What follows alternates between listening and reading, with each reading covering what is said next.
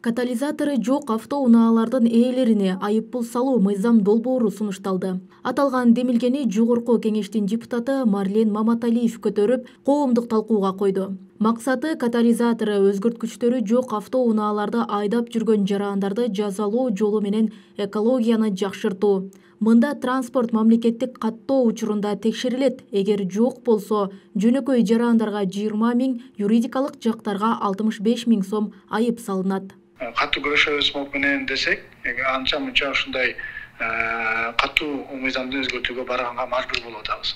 Мен айтпайм бүгүн толук эле баардыгын катализатор жокторун штраф кылып коет экенбиз. Мен андан алысмын.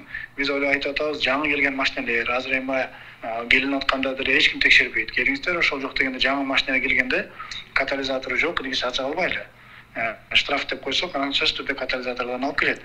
Учурда долбоор 30 күндүк коомдук талкууга чыгарылды. Коомчулуктун пикирин эске алуу менен парламентте талкууланат. Кыргызстанда автотранспорт айлана чөйрөнү булгаган негизги булак болуп саналат. Унаа мекемесинин маалыматы боюнча 2022 жылдын январына карата 1 445 жеңил автокөлүк катталган. Белгилей кетсек, Ички иштер министрлиги мыйзамдан жеңил автоунааларды милдеттүү техникалык кароодон өткөрүү алып салынгандан кийин катализатору бар жогун текшере албай калганын айткан. Техникалык умумий сабалдарын дайым көзөмөлдөп турабыз автоунаалардычы. Эгерде техосмотр бизде болгон маалда, онда ар бир транспорт жеңил машина болобу, оор жүк ташуучу автомашиналар болобу, дайым көзөмөлдөп турат элек ар 3 айда ар жылы автоунаалардычы. Катализатор бул автоунаадан чыккан газдарды тазалоочу шайман. Ал автоунаанын түтүн чыгаруучу моорусунда жайгашып, унаадан чыккан көмүр кычкыл газы, азот кычкылы сыяктуу айлана чөйрөгө зыяндуу заттардан арылтууга жардам берет.